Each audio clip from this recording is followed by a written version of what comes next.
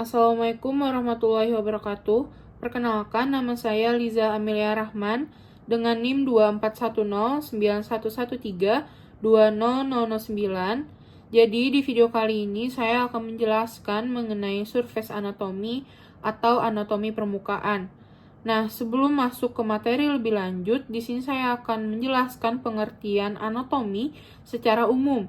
Jadi, anatomi itu sendiri adalah ilmu yang mempelajari struktur tubuh, termasuk susunan dan hubungan antar bagian tubuh, baik yang dapat kita lihat secara langsung maupun yang kita lihat secara mikroskopik. Nah, anatomi ini juga membantu kita memahami bagaimana bagian-bagian tubuh bekerja sama untuk mendukung suatu fungsi kehidupan. Lalu untuk pengertian dari anatomi permukaan itu sendiri ialah suatu cabang dari anatomi yang mempelajari struktur tubuh manusia yang dapat dilihat atau dapat kita raba secara langsung melalui permukaan tubuh. Nah, anatomi permukaan ini sendiri sering digunakan untuk tujuan pemeriksaan klinis, identifikasi struktur tubuh yang penting, serta untuk membantu dalam prosedur medis seperti pemasangan alat-alat medis. Lalu next. Nah, dalam anatomi permukaan ini terbagi menjadi sumbu dan bidang. Di sini ada 3 sumbu dan bidang. Yang pertama, di sini ada yang namanya bidang sagital. Nah, bidang sagital ini dia membagi menjadi 2. Yang pertama, sisi kanan atau dextra dan sisi kiri atau sinistra. Lalu di bagian bidang transversal ini sendiri, dia membagi menjadi bagian atas atau superior dan bagian bawah atau inferior. Dan lalu untuk bagian bidang frontal, ini dia membagi menjadi bagian depan atau anterior dan bagian belakang atau posterior. Nah, sebenarnya pemahaman tentang sumbu dan bidang ini sangat penting dalam studi anatomi, terutama untuk menggambarkan gerakan tubuh serta dalam praktek medis untuk mempermudah komunikasi tentang lokasi dan arah tubuh manusia. Next, jadi di sini juga ada yang namanya aksial dan apendikular skeleton. Nah, untuk aksial skeleton itu sendiri dia terbagi menjadi 3. Yang pertama ada kaput atau kepala, lalu yang kedua ada kolum atau leher, dan ada trunkus.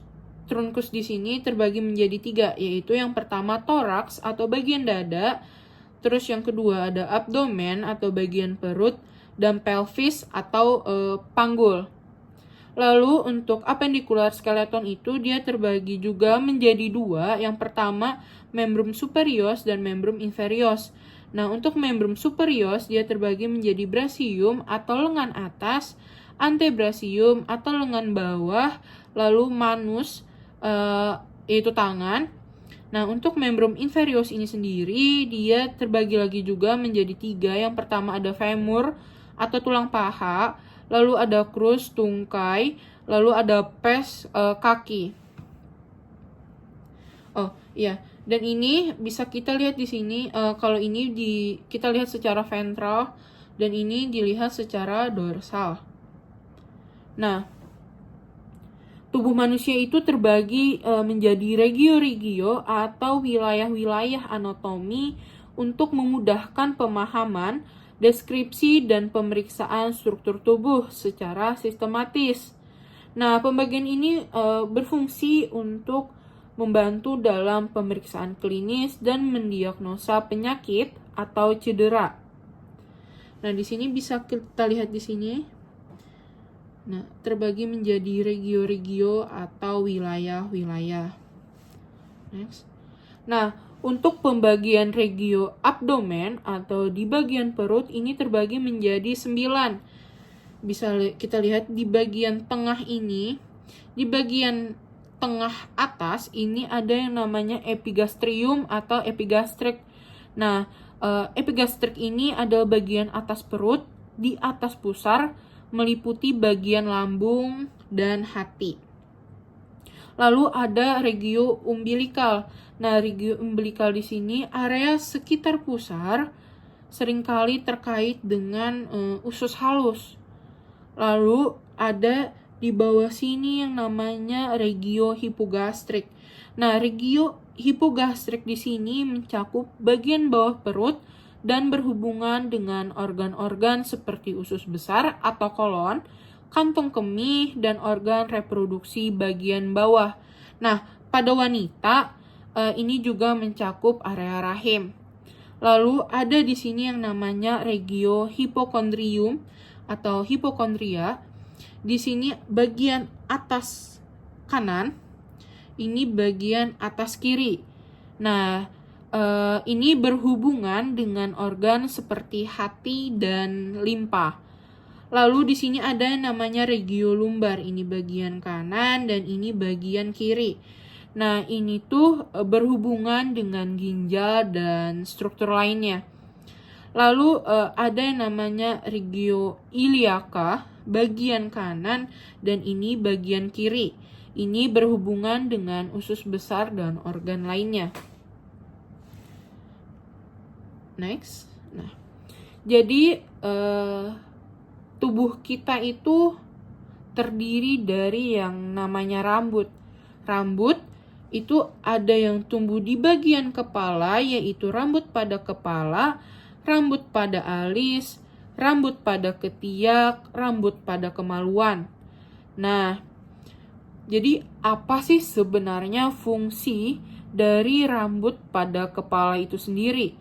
Jadi fungsi rambut pada kepala itu adalah sebagai perlindungan untuk melindungi kulit kepala dari paparan sinar matahari langsung. Nah, dan juga rambut pada kepala ini berfungsi sebagai pengatur suhu untuk membantu menjaga suhu kepala agar tetap stabil. Nah, lalu lanjut di sini fungsi rambut pada alis. Nah, fungsi rambut pada alis ini sebagai perlindungan mata.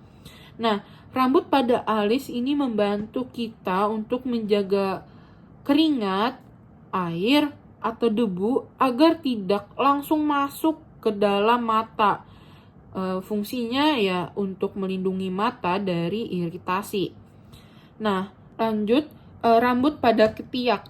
Nah, rambut pada ketiak ini dia berfungsi untuk mengurangi gesekan antara kulit saat bergerak, seperti saat mengangkat tangan yang dapat mencegah iritasi atau luka pada kulit.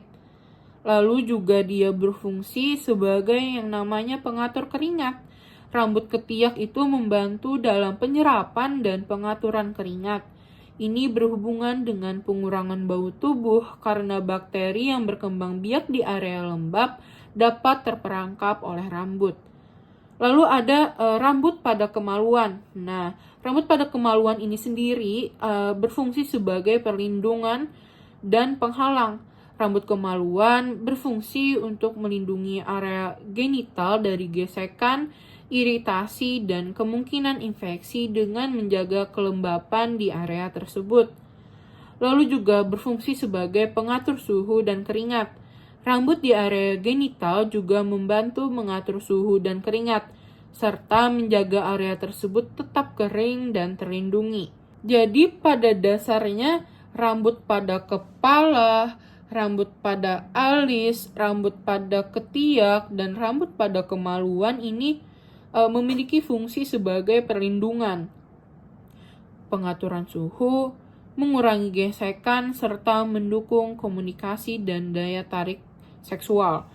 Setiap jenis rambut di area tubuh tertentu berkembang untuk memenuhi kebutuhan fungsional yang berbeda, baik dalam hal perlindungan fisik maupun sosial. Lalu selanjutnya kartilago atau tulang rawan pada nasal atau hidung ini tuh berfungsi untuk memberikan dukungan struktural, fleksibilitas, perlindungan terhadap saluran nafas, dan menjaga bentuk hidung.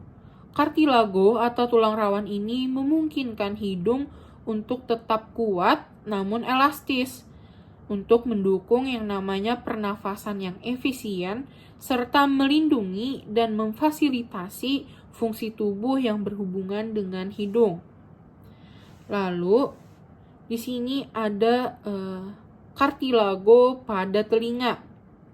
Nah, kartilago pada telinga ini juga sama untuk memberikan dukungan struktural, fleksibilitas, dan perlindungan terhadap saluran telinga bagian dalam, serta membantu dalam mengarahkan suara ke saluran telinga untuk pendengaran yang lebih baik. Bentuk telinga yang menyerupai seperti corong ini sangat penting untuk mengumpulkan dan memfokuskan gelombang suara ke dalam saluran telinga, meningkatkan sensitivitas pendengaran dan membantu dalam lokalisasi suara sehingga kita dapat mendeteksi dan mengenali sumber suara dengan lebih efisien. Jadi struktur telinga dan bentuk corongnya adalah hasil dari evolusi yang memaksimalkan kemampuannya untuk menangkap dan mengolah suara dengan optimal. Next. Nah, di sini kita membahas yang namanya jantung. Jadi jantung itu dia terdiri dari atrium kanan, lalu ada atrium kiri, lalu ada ventricle kanan, ventricle kiri, lalu ada yang namanya aorta, lalu ada arteri pulmonalis, lalu ada vena cava, dan ada vena pulmonalis. Lalu juga di jantung itu terdapat katup-katup. Yang pertama di sini ada katup mitral, katup aorta, katup pulmonalis, katup tricuspid. Nah, next. Nah, jadi di sini juga ada yang namanya sistem reproduksi. Nah, sistem reproduksi di sini dia terbagi menjadi sistem reproduksi pria dan sistem reproduksi wanita. Nah, bentuk lubang pada organ reproduksi pria dan wanita itu berbeda. Masing-masing disesuaikan dengan fungsinya. Pada pria, lubang utama adalah uretra. Lalu, yang terletak di bagian ujung penis. Uretra ini memiliki bentuk memanjang dan sempit, berfungsi sebagai saluran untuk mengeluarkan urin dan semen. Sedangkan pada wanita ini terdapat beberapa lubang yang memiliki fungsinya masing-masing. Nah, pada wanita, vagina memiliki bentuk saluran tubular yang elastis, terletak di antara uretra dan anus, dan berfungsi sebagai saluran untuk hubungan seksual serta jalan lahir saat melahirkan. Di bagian bawah rahim terdapat yang namanya serviks yang memiliki lubang kecil yang disebut os cervix yang menghubungkan rahim dengan vagina dan memungkinkan aliran menstruasi serta dilatasi saat persalinan. Selain itu terdapat juga lubang uretra. Nah, lubang uretra ini pada wanita lubang yang lebih kecil dan terletak di depan vagina, berfungsi sebagai saluran untuk mengeluarkan yang namanya itu urin atau air kencing. Perbedaan utama terletak pada posisi, ukuran, dan fungsinya, di mana organ reproduksi pria memiliki satu saluran atau uretra yang mengalirkan urin dan air mani. Sementara pada wanita memiliki beberapa saluran dengan fungsi spesifik yang mendukung reproduksi dan kelahiran. Nah, perbedaan organ reproduksi pria dan wanita ini terletak pada struktur dan fungsi masing-masing untuk mendukung yang namanya reproduksi. Nah, pembelajaran tentang anatomi permukaan ini seperti struktur rambut, tulang rawan pada hidung dan telinga, serta organ reproduksi menunjukkan betapa besar kekuasaan Tuhan Yang Maha Esa dalam menciptakan tubuh manusia. Rambut berfungsi untuk melindungi kulit dari panas dan dingin, serta menghalangi kotoran dan keringat, Sementara tulang rawan pada hidung dan telinga memberikan fleksibilitas dan bentuk yang paling penting untuk fungsi pernapasan dan pendengaran. Begitu juga dengan sistem reproduksi pria dan wanita yang dirancang dengan sangat teliti untuk melanjutkan keturunan. Semua bagian tubuh ini bekerja dengan sempurna, mencerminkan rancangan Tuhan yang maha bijaksana dalam menciptakan makhluk yang saling melengkapi dan berfungsi dengan harmoni yang menuntun kita untuk lebih mensyukuri ciptaannya. Sekian video dari saya, mohon maaf. Wassalamualaikum warahmatullahi wabarakatuh.